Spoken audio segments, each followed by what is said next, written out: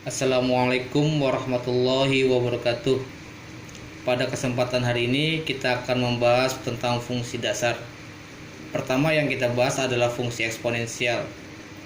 Fungsi eksponensial pada bilangan kompleks merupakan perluasan dari fungsi eksponensial pada bilangan real. Perhatikan penelitian Maclaurin dari e pangkat x, cos x, dan sin x untuk semua bilangan real x.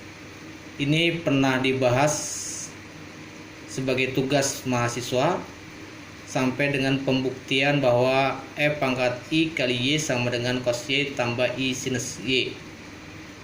Sifat-sifat fungsi eksponen pada bilangan kompleks itu ada 6. Misalkan z1 sama dengan x1 tambah i kali y1 dan z2 sama dengan x2 tambah i kali y2, maka sifat perkalian, pembagian, dan bilangan berpangkat itu hampir sama dengan pangkat dari bilangan real.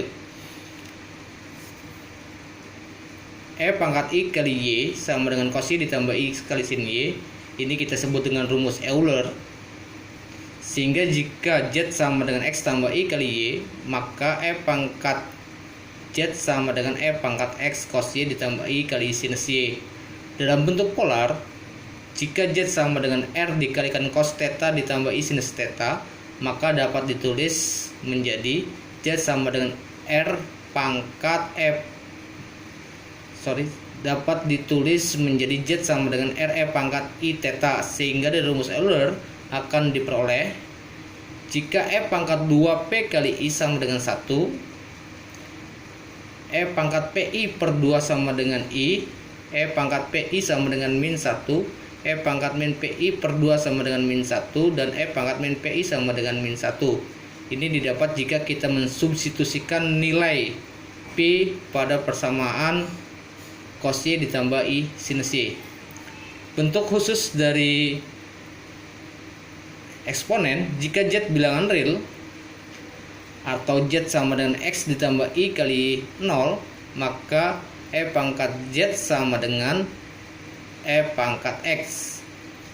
Yang kedua, jika z sama dengan i atau kita sebut dengan kompleks murni, maka diperoleh bahwa e pangkat z sama dengan cos y ditambah i sinus y.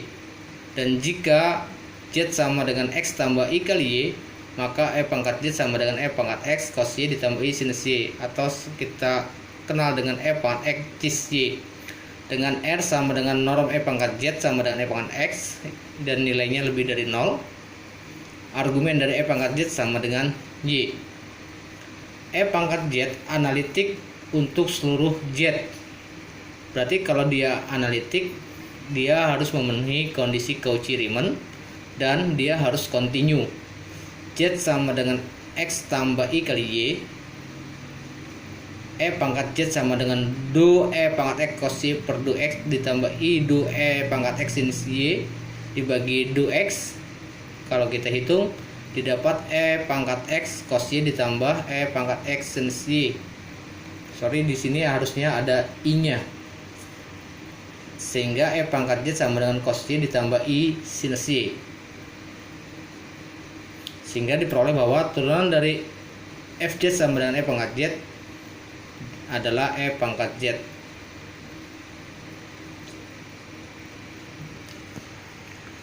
Bentuk polar, z sama dengan r cos theta tambah i sinus theta, atau z sama dengan r e pangkat i theta.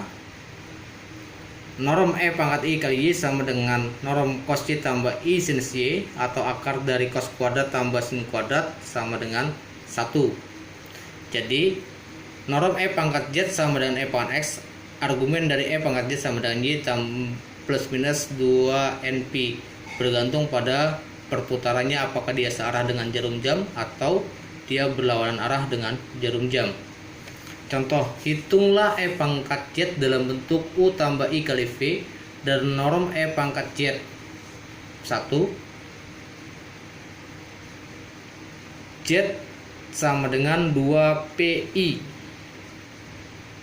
Maka penyelesaiannya adalah, kita ketahui bahwa z sama dengan 2 tambah pi, maka e pangkat z sama dengan e pangkat 3 ditambah p kali i, atau sama dengan E pangkat 3 cos pi tambah I sin pi ini didapat dari E pangkat X cos pi tambah I sinus pi.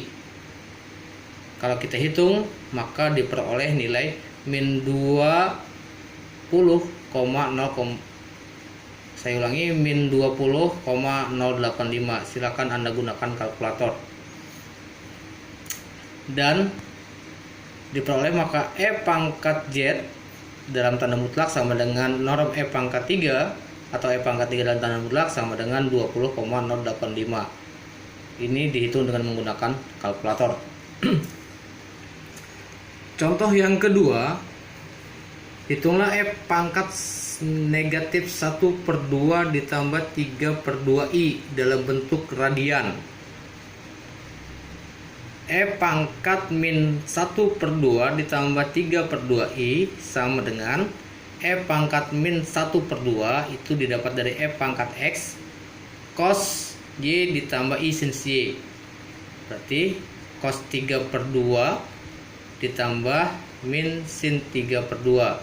Setelah dihitung dengan menggunakan kalkulator diperoleh menjadi 0,043 ditambah 0,6051 dengan 1 radian sama dengan 57,3163615, atau Anda langsung menggunakan kalkulator dengan degree-nya diubah menjadi radian tanpa harus diubah menjadi ke radian, menghitungnya tanpa harus mengubah jadi radian kalau kalkulatornya sudah diubah dari degree menjadi radian. Sedangkan E pangkat Z dalam tanda mutlak atau E pangkat negatif setengah dalam tanda mutlak sama dengan 0,6065. Yang selanjutnya adalah tentukan solusi dari E pangkat Z sama dengan min 3 tambah 4i. Jawabannya adalah E pangkat X cos Y ditambah I sinus Y sama dengan min 3 tambah 4i. Karena E pangkat Z itu adalah E pangkat X ditambah I kali Y, sehingga E pangkat X dikalikan cos Y ditambah I sinus Y sama dengan min 3 tambah 4i. Maka dari sini diperoleh E pangkat X cos Y sama dengan min 3, E pangkat X sin Y adalah 4. Dari sini kita hitung bahwa E pangkat X kalau kita bagi dari sin per cos, E pangkat X sin Y dibagi E pangkat X cos Y atau sama dengan tangan Y diperoleh min 4/3. Artinya X nya Y per X, X nya min 3 dan Y nya 4. Sehingga Y-nya adalah 126,9 derajat atau 2,215 radian dibagi dengan 57, sekian. Jadi ini menunjukkan nilai Y-nya. Tangan itu adalah Y per X. Ini artinya maksud saya Y per X dengan Y ini berbeda. Atau sin Y sama dengan 4/5 sama dengan 0,8, cos Y sama min 3/5 atau 0,6. Ini didapat dari Pitagoras 4 dan 3. Maka kalau 4 dan 3 sisi yang terpanjangnya adalah 5. Sehingga E pangkat X cos Y sama dengan min 3, E pangkat X min 3/5 itu didapat cos Y adalah min 3/5 sama dengan min 3, maka E pangkat X nya adalah 5.